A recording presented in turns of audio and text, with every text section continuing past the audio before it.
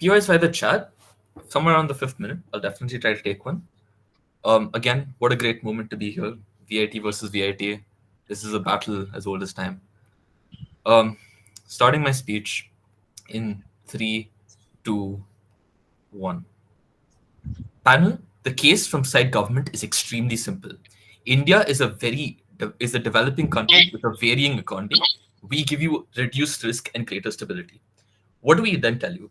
On characterization, right? We tell you that the way that banks work is that you inherently end up depositing some amount of money within the bank.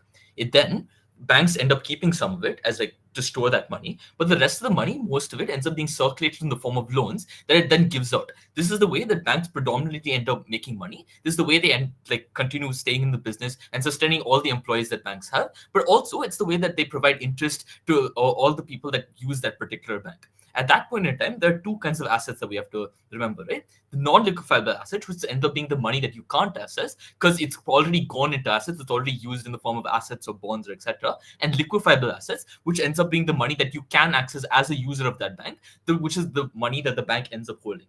The binary of this debate is on our side of the house, where you end up depositing, if you want to ever withdraw 100 rupees out from the bank, you need to have 125 rupees in the bank in the form of liquefiable assets, money that you can access directly from the bank.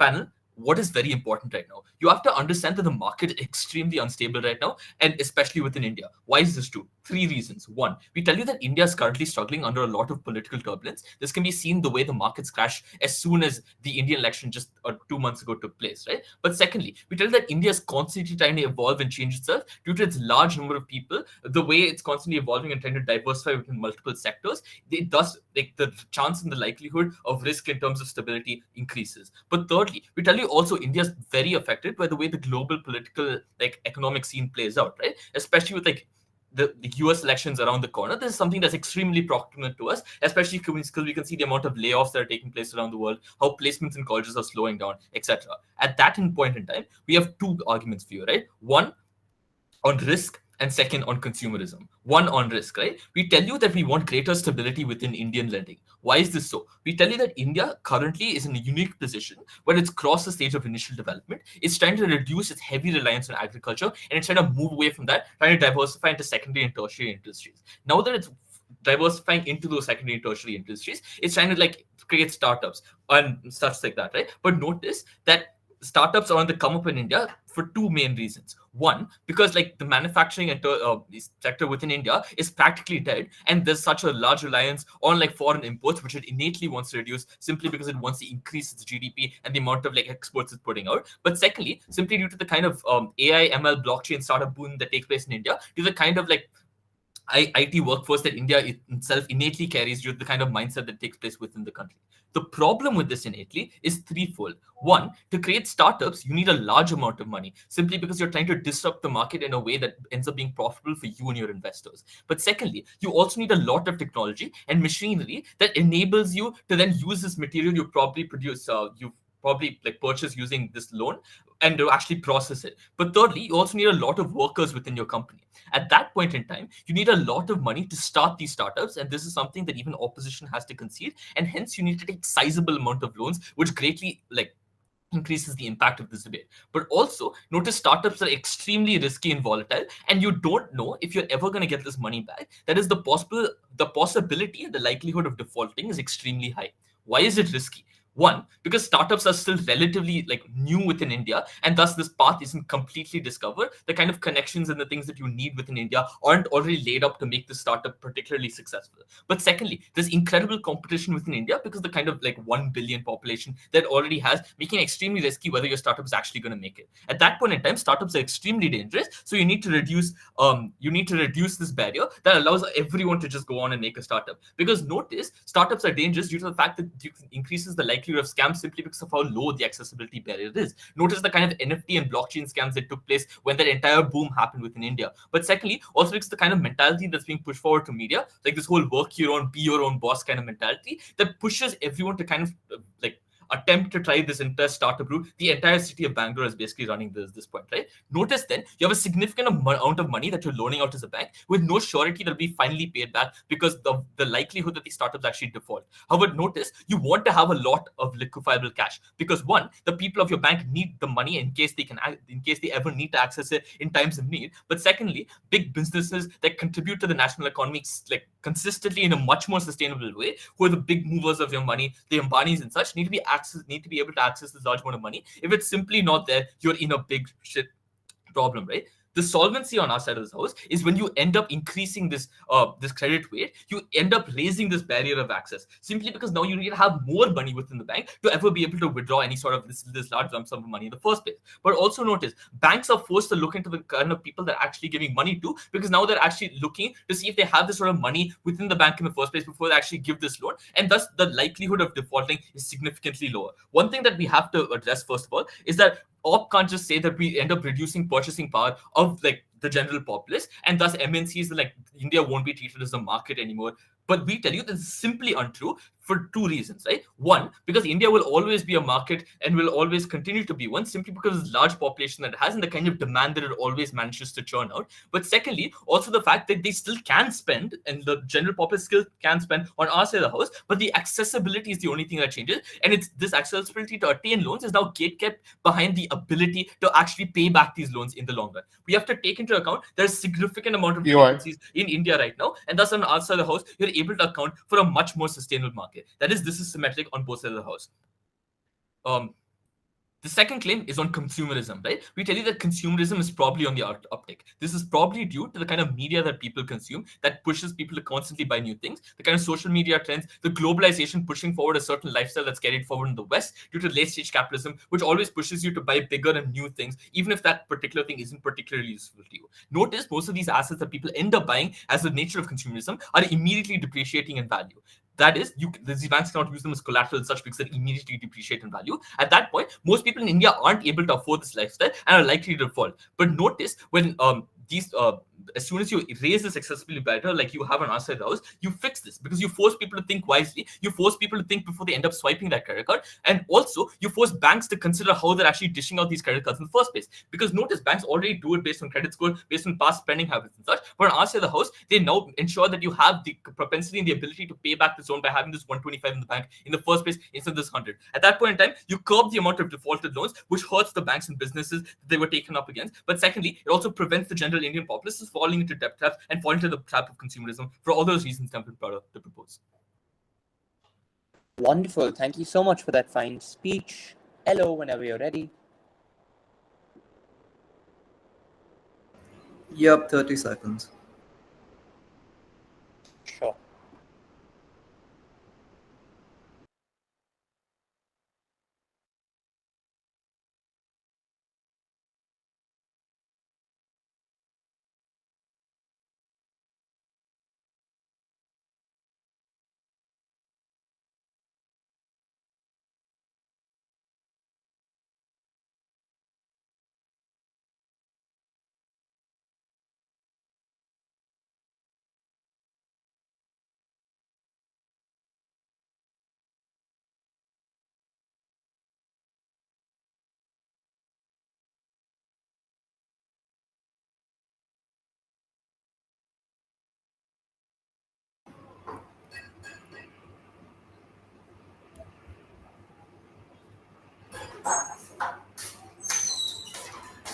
Cool. I will take POIs in the chat after 5:30.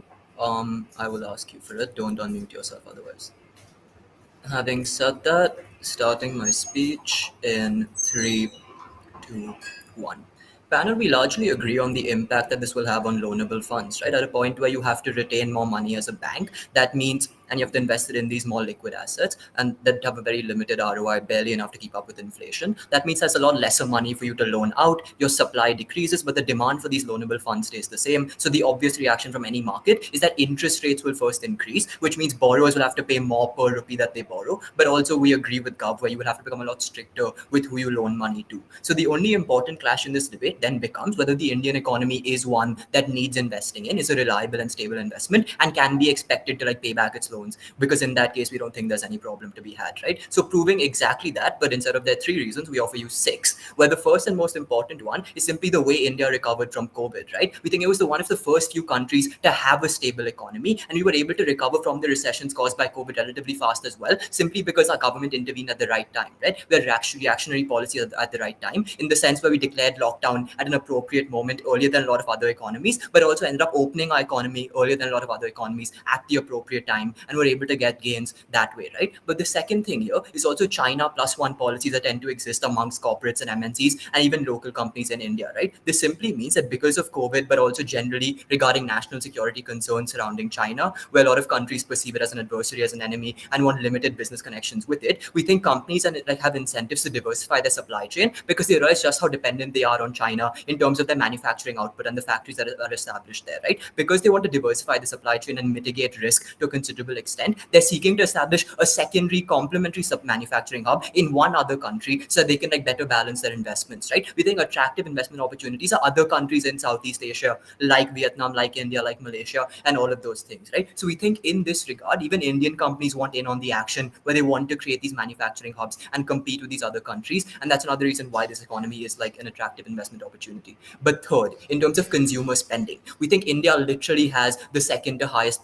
our highest population in the world right now. It has a rapidly growing younger population, particularly in terms of the middle class. And we think in general, even if there is a very immediate unemployment crisis, we think the general trends over the past decade, because that's what economists care about, a more longer run picture. We think unemployment has been falling drastically, but also the jobs that people get are better jobs and higher paying jobs, and not in the agricultural sector, again, as Gav told you, but more in a manufacturing space, right? At this point, when they have more disposable income in general to spend, they have greater money to spend on goods, on services, and can just participate in the economy a lot more. But the fourth reason here is also Narendra Modi's policy of Make in India, right? The government itself is providing incentives such as tax breaks and cheaper loans to businesses to set up more manufacturing hubs and uniquely invest in that, because they also realize the fact that India is perceived as a largely agricultural or service-based economy and want to increase its manufacturing outputs, right? Because they offer these other incentives, we think that it then becomes extremely attractive for entrepreneurs, and there is demand to for more money in this regard. Why then, in spite of all of this, because they might say, oh, the government is already doing these things, why do you need loans from banks and all of these things? We still think they cannot lose sight of the fact that loans remain the most important source of income and the most important resource for all of these corporations. They simply come up here and say that, oh, startups are volatile, we don't know how they do, but they make the crucial mistake here of assuming that startups are the only ones who borrow money from banks. We think they neglect most of the people borrowing, who tend to be smaller and medium enterprises who also want in on this action, right? They may not be working on the next big thing which offers 10x returns in the tech industry, like AI or any of those things, because that is where the VC money tends to go. All other sources of income, like your venture capitalists, like your private equity funds, tend to go for these much more attractive investments that offer a much higher rate of return. They don't care about your small and medium enterprises, which then have to turn towards these banks and have to turn towards these loans to get any sort of access to capital, right? Because of that, we think it's access to these funds that Gov compromises the most, and they cannot base their entire case on startups, because that neglects most of the businesses in question right now. We think the impact of all of this becomes extremely simple. At a point where you do have their policy and you increase this percent by 25%, notice how 100 is already extremely significant, right? Because someone wants to come up here and say that, oh, guess what, they are so much stricter now and they simply weren't this way before. We don't understand why that is the case, right? We think at a point where 100% was still required previously, you are still strict enough and have maintained some basic threshold of rigidity and due diligence when you hand out such funds, right? We think this excess 25%, they're unable to prove that sort of delta. We don't understand just how much stricter they will get and why that changes everything, right? But we've proven to you why the Indian economy is actively growing and is attractive for people to invest in, and it provides growth opportunities. There is a large consumer base and all of those things. At that point, it uniquely needs this money to fuel its economy, for businesses to expand, for them to create more facilities, to create jobs in this country. But also there's an urgency metric and urgency layer to this as well, because these are long-term projects. So if you lose out on these opportunities now of other countries seeking to diversify away from China, they will build their hubs in Vietnam, they will build their hubs in Malaysia, and they won't come back to you a few years later, right? Because of all of these reasons, we then think while you have this head start over your competitors because of your COVID recovery, it becomes important that now particularly you don't introduce such policies. I'll take your POI now. Where do you think it's easier to get money from, investors or banks? Banks, we already told you. I'm not going to repeat that. Siege, I will take care of whatever you have to say. Anyway, the comparative then. We think they will probably, and while we will concede that there will probably be more inflation on our side of the house just because more funds are being loaned, we do not think inflation in and of itself is a bad thing, right? Because at a point we were able to prove to you that the economic output of the country also increases with this inflation, we then think that that is good, and you can have a more like recessionary and like limit borrowing later in the future through other mechanisms that also exist, which leads me to my last point of my speech, that this is not the only way to stop spending and better measures already exist. What do we mean by this? First of all, fiscal and monetary measures. We think this looks like the RBI, just like every other central bank in the world, controlling interest rates and like deciding how much banks can borrow from it, right? This is similar to the way they dealt with like during COVID and all of these things. So at a point where these measures exist that are a lot more short term in nature and like they're and can be played out like relatively instantaneously, you can literally change this like interest rate overnight. We then think because these other measures exist, you can still control this inflation and it's done in a good manner, right? But also banks can afford to tolerate this risk because again, when we've proven to you that the economy is a worthwhile investment, it becomes there's a much smaller risk of people failing to pay them back. And until that happens, we don't see any reason why banks will suffer in this paradigm as well. But lastly, the 2008 financial crisis still has investors very much on edge, right? So if they do see a bank being reckless with its spending and like the rating agencies are still like rating their bonds extremely highly, they become suspicious of that country's economy and want to play it safe and don't want to go there, right? So for all of those reasons, we think it's extremely clear why this is a worthwhile investment for banks. India cannot afford to slow down and limit spending in its economy right now. And for all of those reasons, it's a clear opt-in. Wonderful. Thank you so much for that fine speech. Deputy Prime Minister, whenever you're ready. Hi, am I audible and visible? Clear. Perfect. I'll start, I guess, 30 seconds. But before that, just a quick shout out to the four juniors in this debate, Namesharya, Amal Taran. I think they're like the future faces of Indian debating. They're up and coming, really good. And shout out to Manisija, who is the face of debating. Again, I'm really glad I have been debating with you for a very long time. Okay. Starting my speech in 3, 2, 1, go. I think the POI answered my question, and I think is the downfall for ops case. Why is this so? Because notice, for startups or any sorts of businesses, I probably want a large amount of cash. Amal characterizes this. So the question that I have in my head is that where is it easier to get this money from? Notice that VCs are less likely to give you money unless and until you give them significant proof that you're going to probably have some profit that you can gain in like a certain period of time, or essentially show them that you have some exponential growth in the short period that you already existed, right? The only way then, and more specific to India, is that you go towards banks, meaning that you're more likely to get easier loans in banks, and this is something that is problematic on side opposition. Why is this so? Because notice that when you have a yojana to inherently go ahead and promote startups, you're going to have a lot of useless and inherently incoherent startups to kind of go ahead and form within India. The simple example of this is that there was like thousands and thousands of blockchain startups that started within India, just simply because the fact that there was a trend of inherently showing to people that this was the way in which like people have to go towards. NFTs is the way that you have to inherently spend towards, and this is something that's incredibly important that you have to invest within, right? Notice these companies probably wouldn't have started if they had showed their necessary potential to VCs, just simply because they never had any. But the alternative to that, they can probably go to banks, because notice that the Yojana inherently shows that they probably have to easily give this money in the first place, probably means that they have to give these large sums of money to many of the companies that come to them in the first place. What is the problem to this? The problem is very simple. You just have significant amount of delinquencies within your state or within your nation, and that's probably bad, right? What does delinquencies inherently mean? It probably means that people who pretty much just take your money and fuck off. That's pretty much it.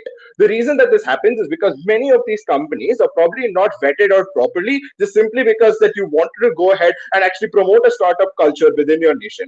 Problems with this is that you're probably giving a large sums of loans to these companies without ever seeing a future towards them. Issues is just that you probably don't get the money back. the banks inherently come to a probably halt, and they probably don't have liquid money that they probably have to give towards people.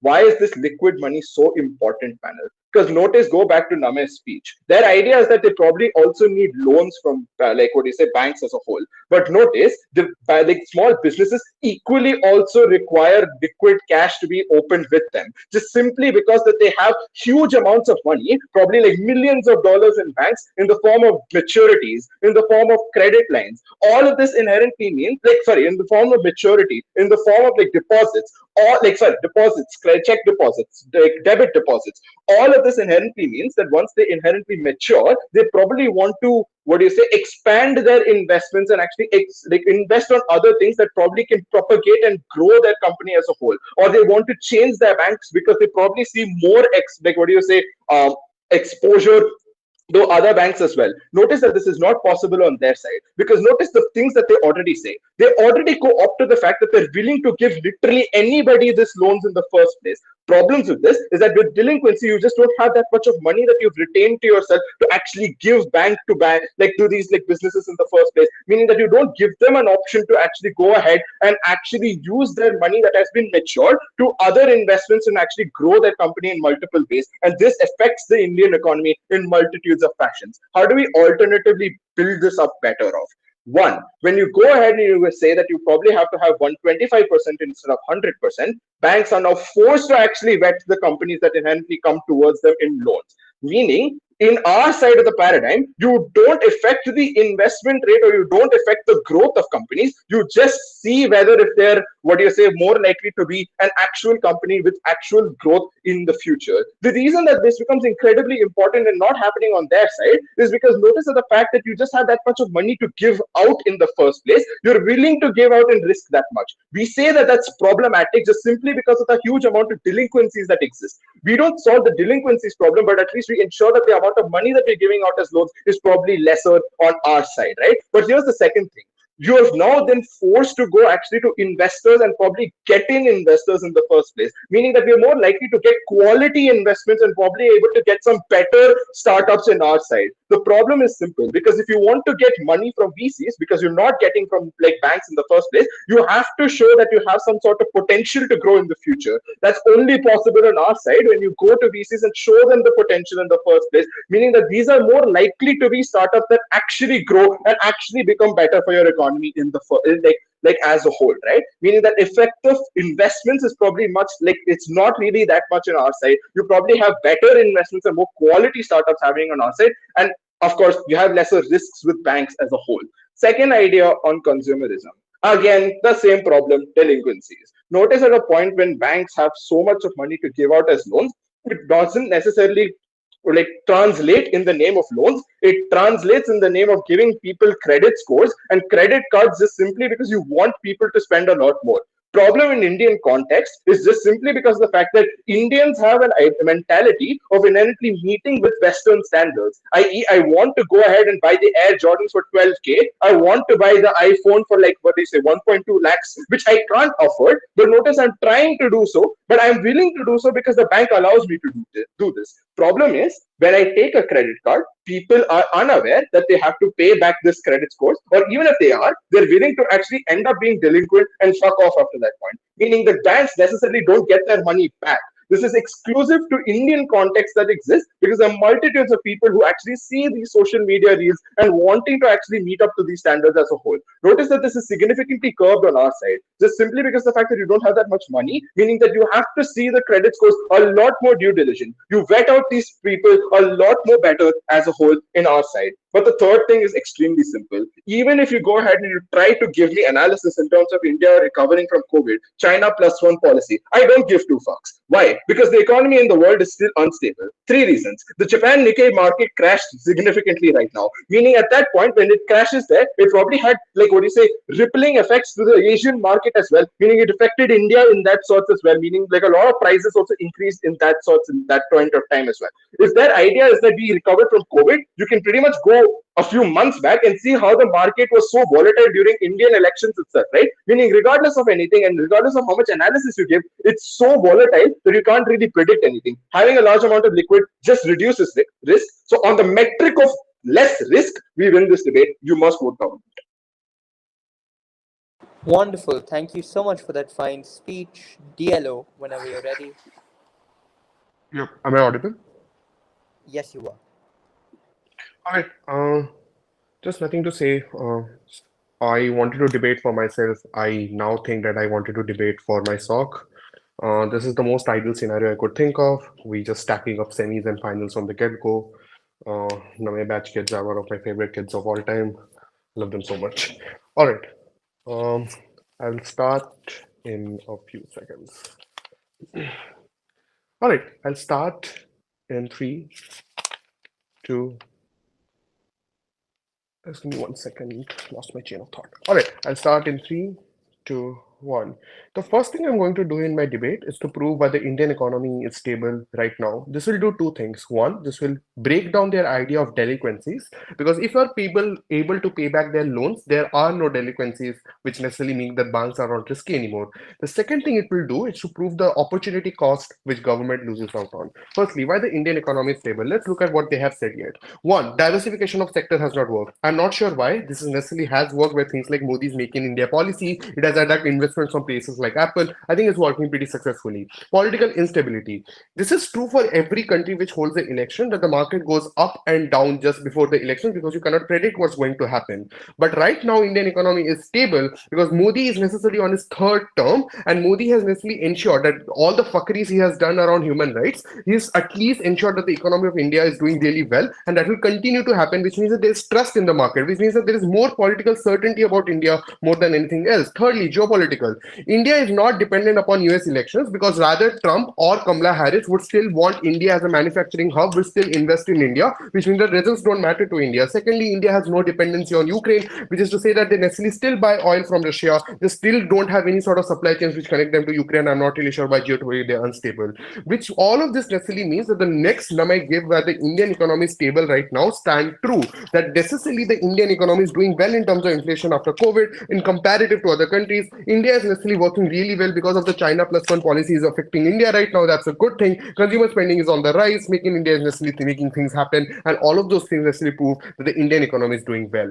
Arvind just talking about Nikkei is bullshit because I'm not really sure why the Japanese Nikkei is connected back to Indian markets. But even if it's Nikkei took a fall, but Nikkei is up again, I'm not really sure what the long-term impact of Nikkei falling down is. I think necessarily this convincingly proves that the Indian economy is necessarily stable right now. Why this is bad for government? The first thing to note is about delinquencies. They prove that startups fail and that's why banks lose money. I'm sure every bank necessarily invests in 100 loans and they note that 5 of them fail. They just want 95 of them to pay back. That's the risk banks have historically taken and they can continue to do so in the current risk assessment weightage of 100 to 100. I'm literally not sure what that increases, but more amount of reasons why banks would still be funding in a stable way. One, agency ratings. I think Navya already talks about it, but the idea is simple. The loans which banks necessarily create, banks club these loans together and sell them as bonds. The rating of these bonds is dependent upon the quality of the loans, and to sell these bonds at a cheaper rate, which is profitable for the bank, they have to be AAA rated,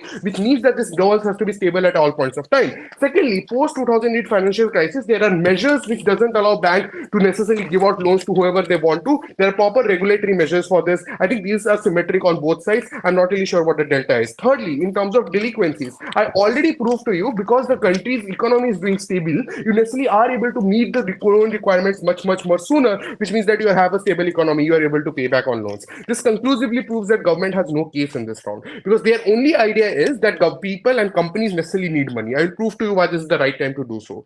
If Amal's problem is that manufacturing plants don't exist right now, the way to fix it is to have more manufacturing plants, and that can only happen in our paradigm when it's easier for you to take a loan from the bank and build a manufacturing plant in the first place, where companies can come to India, borrow in the Indian currency, and are able to set up manufacturing hubs in India. All of this gets harder on their side. What is the loss of this? I will first weigh things like small and medium-sized businesses, then go to startups, then go to the long-term impact of all of this. Firstly, on small and medium-sized businesses, these are the most important people who necessarily can't go to venture capitalists first. Arvind, the JPMC employee, tells us they necessarily have the only way to raise capital is via banks. The reason why they need this capital because the capital cost expenditure of all small and medium-sized businesses is extremely high, so this leaves this loan. Why they are essentially important? Because one, they're just far more in scale. There are small and medium-sized businesses which far outnumber the number of startups which currently exist in India, because startups is a trend 20 years ago.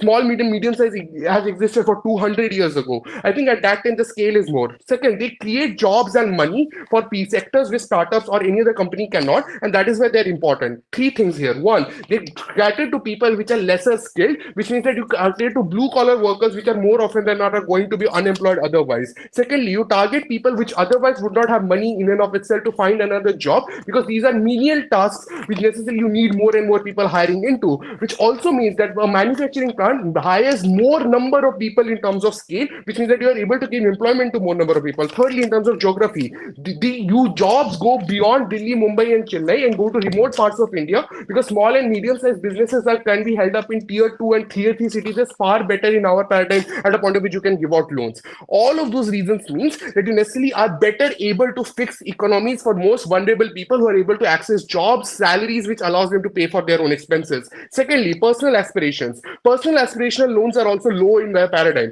Why this is extremely bad? Because one, this is the easiest way for you to create generational wealth. You getting a home loan and getting a house as an asset, you getting an education loan and going to a premier institution to get yourself upscale are the most easiest way to accumulate wealth, because you can be getting into a good job. This is good for two reasons. One, this is better for you because you have a good job. Secondly, this is better for your future generations because now they have better jobs as well, which means your children are not poverty stricken anymore because they necessarily are born and brought up in a middle class to upper middle class household. This creates generational wealth, and that's a good thing for the economy. Secondly, why all of this is important? If it's true that manufacturing industries are necessarily important in this round, they have to necessarily put that is why you necessarily need to fund small size businesses and everything else right now with larger amount of economies. Three reasons why. One, it improves the stable economy. The reason why you can justify India can justify its inflation right now because investments are coming in, but they need to continue. Amal says they will happen anyway. That's false. Namai already explains to you there are multiple competitors for this, like the Southeast Asian countries, the BRIC nations, where you can alternatively select channels and unchoose India based on what they are doing. When you're giving out lesser loans, there are lesser companies coming to you. With this means that we are able to get a stable economy on the longer run. Secondly, you are getting a self-reliant economy, because if your manufacturing hub is right now, and India also has a tertiary sector economy, you have the whole supply chain inside the country itself, which means that you are avoiding import and export taxes on multiple things, but you are not dependent upon China anymore, which means that we get a far more self-reliant economy. Thirdly, it creates generational wealth for the generations of Indians to come, because it means that more and more people are employed, they're able to get a salary, they're able to get a loan and teach their kids and send them to schools. All of those reasons means that you're able to get far more better economy, all of this. The thesis of all of this is quite simple. We are able to prove that more and more jobs are created in our paradigm and manufacturing hubs are more created in our paradigm. The timing of this is correct, and the reason why you can give out more loans to outpace every other economy right now, because the Indian economy is stable, which we conclusively prove in this round. For all of those reasons, then, we are so proud to oppose. Wonderful. Thank you so much for that fine speech. Gavvip, whenever you're ready. Yeah, just give me 30 seconds. Sure.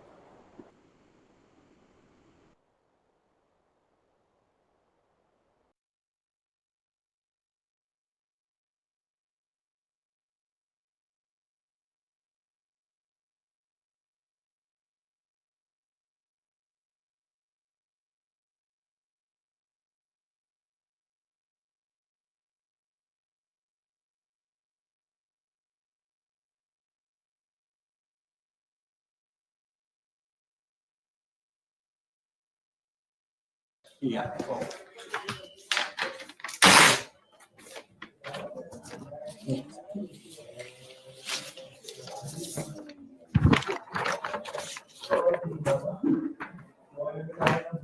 Hopefully, I'm clearly audible. Yes, you are slightly muffled though, for some reason. Okay. Is this better? Much better. Okay, great. Assuming I'm visible. Yeah. I'll take a POI post the 5:30 mark. Before I go, Shaurya complained a few months ago that me and him have never been in a tournament together. We faced each other.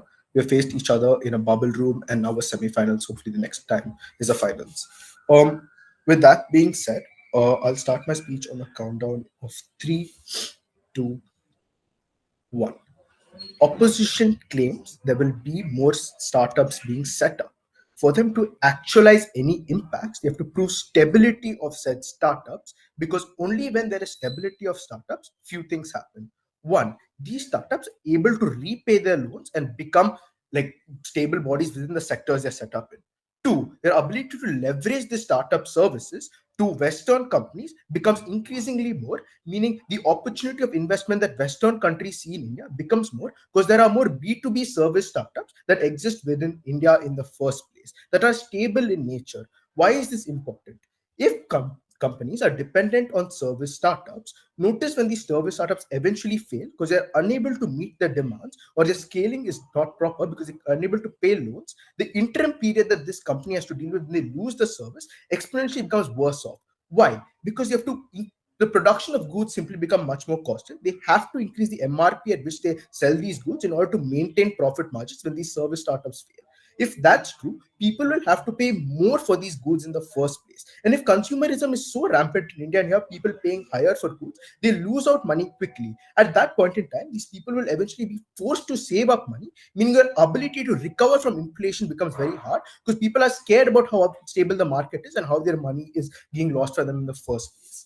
What I want to do in this debate then, few things. I want to prove to you why in countries such as India, who's going to a more stage of giving more services and setting up startups, these startups have to be stable. So our sectors look at good opportunity investment in the first place.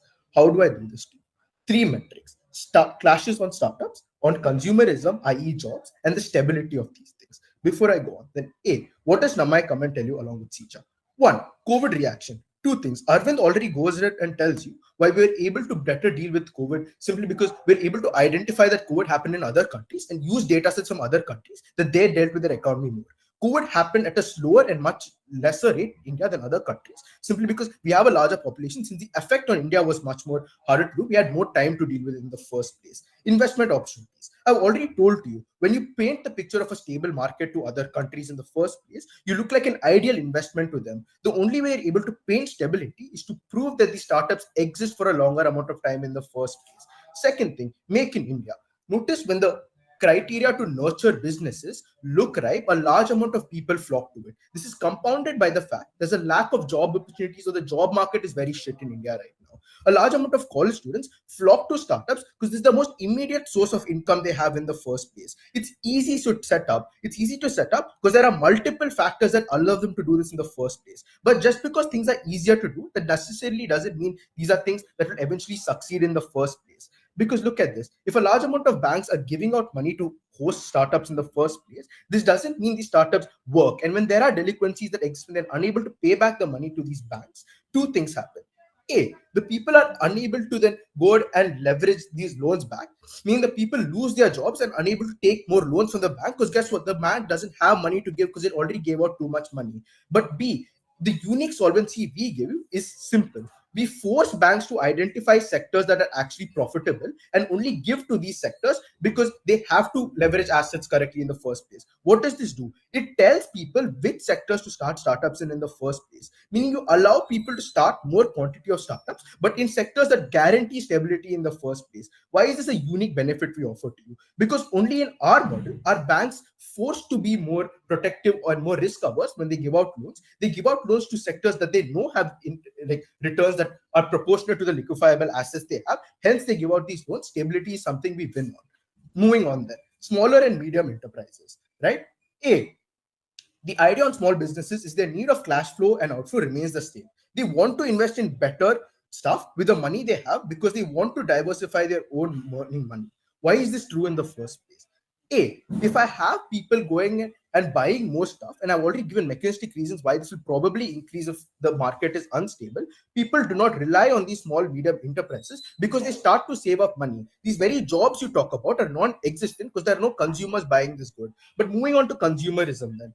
A, why consumerism is a bad thing in India right now, or is painted to be bad? Because of the way that credit cards are being shelved out to a lot of people at a larger rate. Notice people have the unique ability to buy stuff without evaluating the actual money they're spending.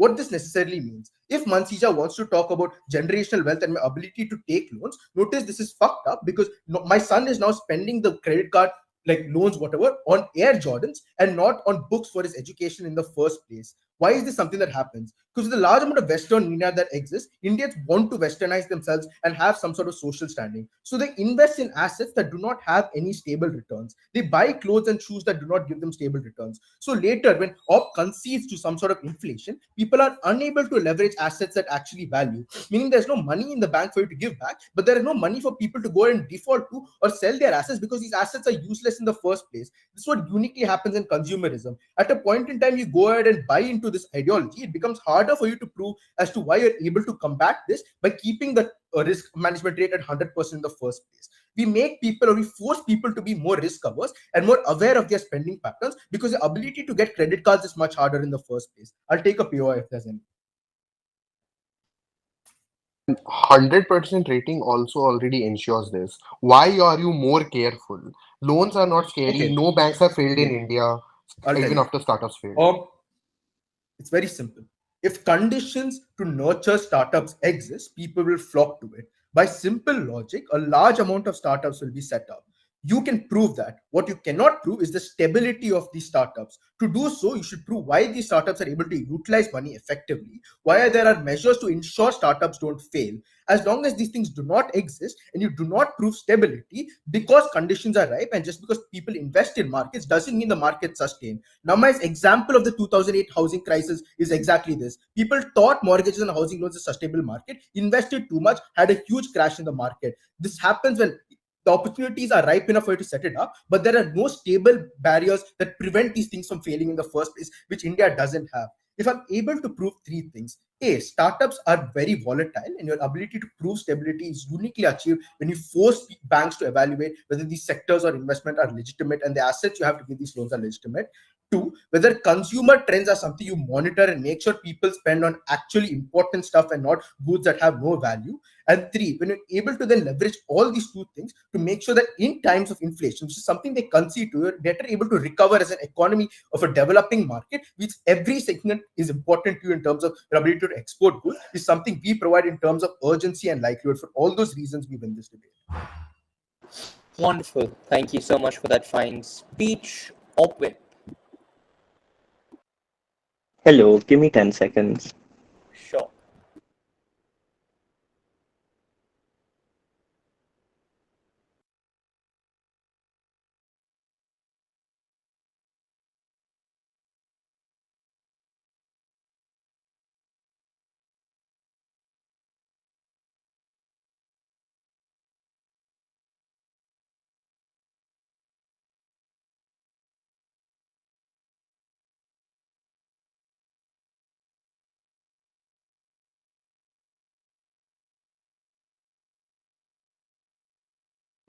Cool, am I audible?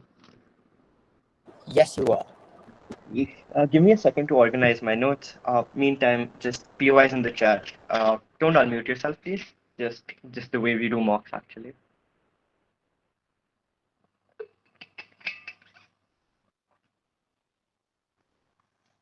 And lastly, then, thank you to Tarun. We finally met each other. Let's see how this goes. Starting my speech then in 3, 2, 1. I'm going to break down their case because it's extremely funny when you really look at it. Their only major one example and one impact that they're trying to weigh on is that A, entire economies are fucked over because startups are unstable.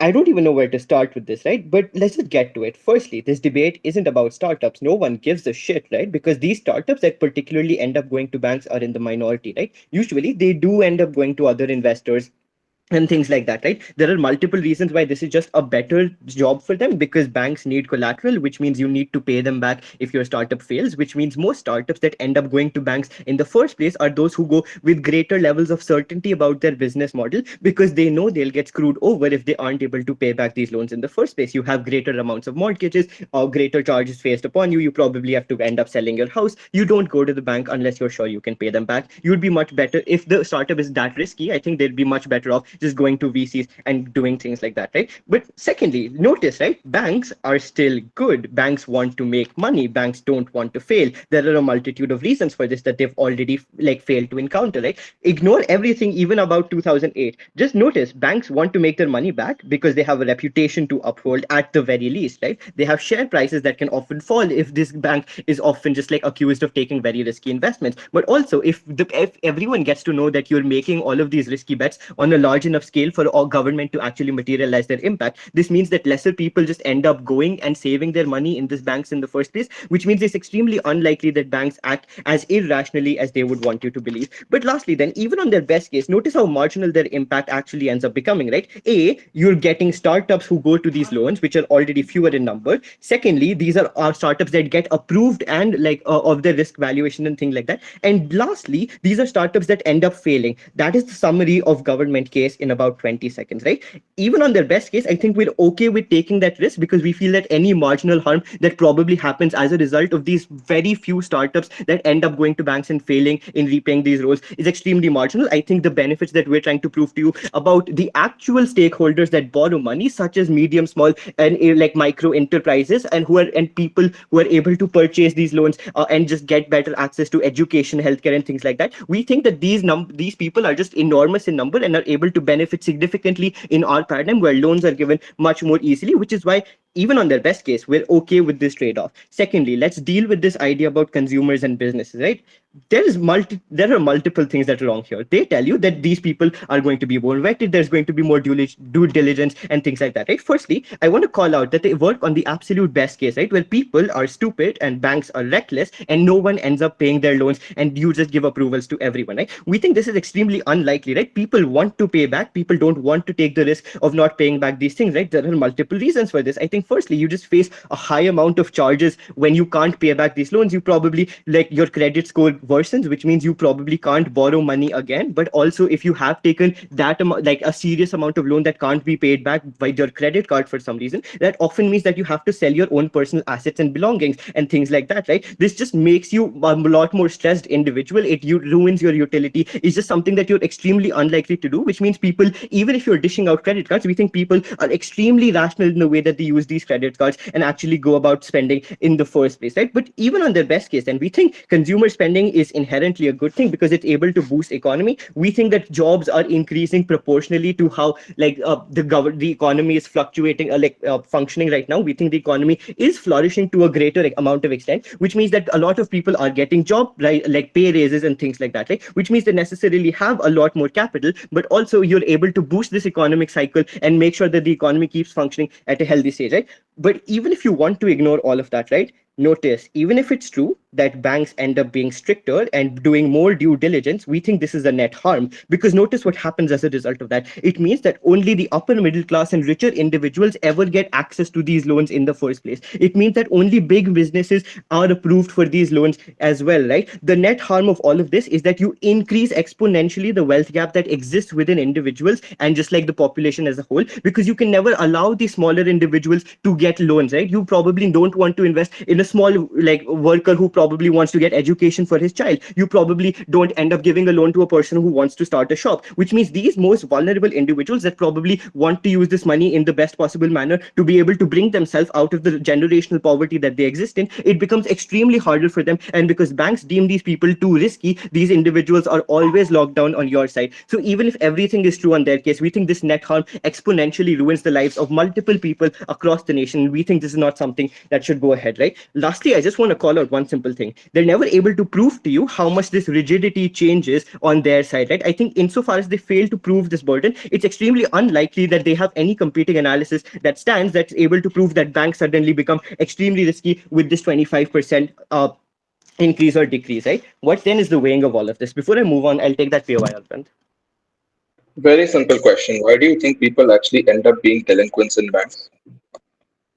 Buddy, like maybe they just want to spend something. Maybe they end up losing jobs. You have to prove with certainty that they end up making these decisions and losing their jobs. We think that's extremely unlikely given the rate at which the economy is increasing, at which jobs are increasing, businesses are expanding. I think people are getting job raises, things like that. I think these shocks, while they do exist, are extremely marginal in nature. I think in the long term, we have just significant more impacts in terms of in terms of scale. But I'll prove that to you in my weighing as well. Right? What then is the weighing for this? It's extremely simple. It is extremely urgent for India and the RBI to not curtail investments right now. Right? I think Mansir has already given you multiple reasons for this, but I think the very simple thing is that if you shun away this investment opportunities right now, there are greater levels of uncertainty of ever getting these investments back again. I think investments are usually extremely long term in nature, especially those coming from foreign development.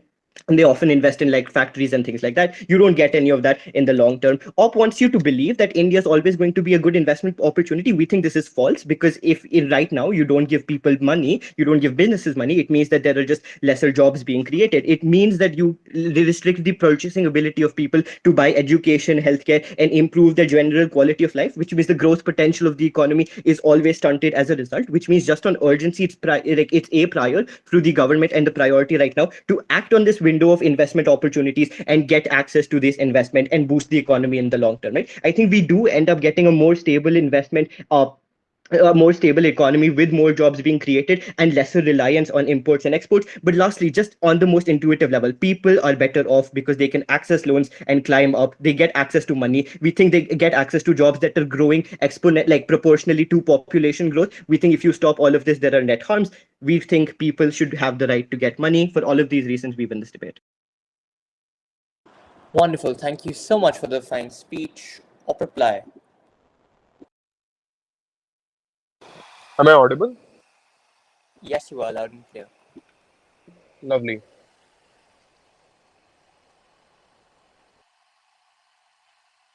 I'll start in 3, 2, 1.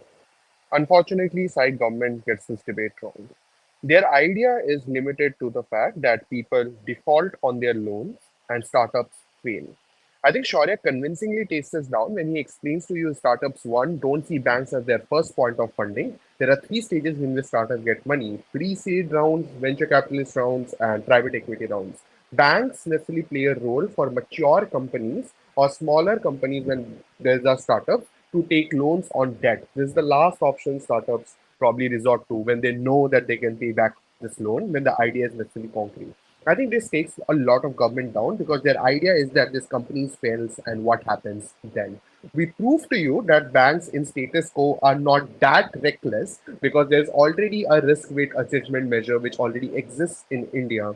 They don't deal with this. They also don't deal with the fact that the Indian economy is currently supremely stable, which is to say that all the responses Tarun gives doesn't really work because what COVID necessarily proves us is not that they will be able to respond better next time, is that they have responded well and that is paying dividends right now. China One policy, Make in India policy, all the investments which is happening right now, the economic indicators telling India will continue to rise. All of those things creates a market opportunity gap which government is not able to capitalize on. A few things which we get exclusively then on our side. The first thing is small and medium sized businesses. This debate is not about the next startup like Zomato. This debate is about a small kirana shop trying to open another kirana shop in a different locality. They don't have venture capitalist firm to pitch this idea in. They go to banks, take a loan, and start this on their own. This gets harder. It gets harder for this poor kid to get an educational loan so that he can go to a tier 2 institute like VIT and get something out of it, or probably go to an IIT. All of those things require money, which banks necessarily give out to those people. These are the loans which get removed, and there are people which are not able to acquire this loan in the first place. Why this is extremely detrimental for side government? The first thing to note is that on personally, you are not able to afford things which you want to. But most importantly, it means that the amount of businesses which can grow in India and reach out to most number of people, especially blue collar workers and the middle class and the lower middle class, gets drastically reduced. That's a bad thing because it means that you are not able to create the economic output your GDP growth necessarily stands for. And that's when the mismatch between the economic output and your economic growth is problematic for you because it means that your economy starts to crumble and slow down. Secondly, this means that people who necessarily want to set up manufacturing plants in India right now can't borrow in the Indian currency. That is bad because the whole point of the China plus one policy is that India needs to capitalize on it, and they cannot when Vietnamese loans or Vietnamese banks are able to give off better loans to these FDI companies, which means that they pivot away from India and go to other places. This is also bad. This is also bad for Indian businesses who want to expand and set up manufacturing plants to captivate on this opportunity because there is no source for lending for them. What does all of this prove, and why this is bad for side government? One, I think it specifically means that the Indian economy slows down at a rate which we don't want to. But even if it does, the Indian economy doesn't grow at all on their paradigm because we are not able to build critical infrastructure for this growth for all the reasons we gave you and all the ways it happens.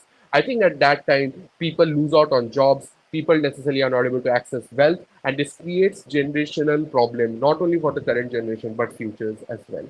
I think at that time, what you need to weigh this debate on is quite simple. You have to basis this debate on whom are you helping. We are helping the most vulnerable people for whom loans are already inaccessible in a large degree, and you make it far more inaccessible so that they cannot create wealth for themselves and others. For all of those reasons, then we are so proud to oppose. Wonderful. Thank you so much for that fine speech. Calling Gov Reply to conclude this round. Thank you. Hey, again, I hope I'm audible and visible. Yes, you are. Perfect. Start my reply in three, two, one, go. I think the biggest assertion that comes from DLO is the fact that people who end up being delinquents are those who don't have the ability to pay off to the bank. If that's the case, you probably have very minimal cases because banks will probably have the best ways to vet out people, which isn't the case. Notice that Gov extensively proves to you that when you go ahead and you have like such sorts of yojanas to inherently promote startup culture and you have the money to do so, your idea of going ahead and vetting out people is far significantly worse off. Because the idea is that you want to promote people anyway. And that's the main idea here. Notice that if Shaurya comes out and says that VCs are the first idea where they want to go and Manisuja wants to back that out, I think that's intuitively the most bullshit thing that I've ever heard. Because why is that so? People always believe that their idea is correct because they want to see their startup grow and they think that their idea is the next big thing out there.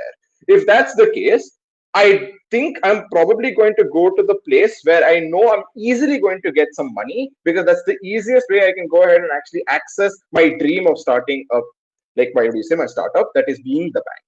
So insofar most people go to a bank for this, they're more likely going to take a large amount of money and you're less likely to vet them because of the fact that your policies are based on all of this sorts, right? There are two reasons why this is not the only people why they become delinquents is not because the ability that they want to pay off banks. Why? Is because it's an easy loophole to catch. Insofar society tells you that startup culture is the way to go, I can easily just cash in some sort of money and pretty much fuck off. That's majority of the delinquents that you see within banks, just simply because that's how they inherently just get some money. The reason why they just don't get caught in future and how they sustain this for the long term is because they can go to a different bank. If JP Morgan's not there, I go to Bank of America. If Bank of America is not there, I go to Wells Fargo. There's just far more banks that these like what do you say, delinquents can go towards, and they can never get caught because this information is extremely sensitive to each of these banks. They can't share to each other, right? Second thing, and I think what Tarun really proves very well within this debate, is that there's just too many startups, and in context to India, when you have a startup culture that's incredibly like there, you probably have like say 100 different startups doing the same shit, right? Meaning you probably have one startup that grows but 99 failing. You cannot go ahead and say that all banks in all other countries are doing the same shit, because notice that the scale in India is what you have to weigh this debate on, and this is something that is exclusive to India because there's 1.4 billion people, right? Notice that op never engages with this, and I think that's where they fall flat off. But where does I think this idea of SMEs come in? And I think it is extremely ludicrous, right? Because that can never be the what do you say the prime stakeholders of this debate. Because notice that the cash inflow and outflow for these sorts of companies is pretty much the same. Why? Because if you want to end up expanding your businesses, you also want to diversify your own earnings of money. Meaning, in my second speech, when I go ahead and I tell you that there are deposits that these companies have within these banks that what do you say, mature, and they use that to diversify going to different banks or probably investing other places, meaning they need some sort of cash outflow, meaning that the banks require you to hold some sort of liquid money for these SMEs to actually run. Why is that so? Because it's very simple.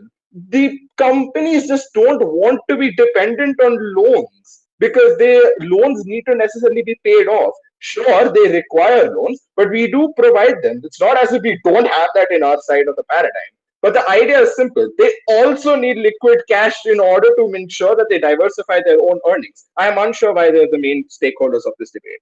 Finally, in terms of consumers, notice that it's much easier for consumers to kind of end up being delinquents because and fuck off because they can pretty much get a credit card, like 2 to 3 credit cards from HDFC, and pretty much fuck off and go to ICICI and get another credit card and not pay it back. It's much difficult to keep track of each individual that exists within 1.4 billion. With all of these harms and not able to take a risk, you must vote government.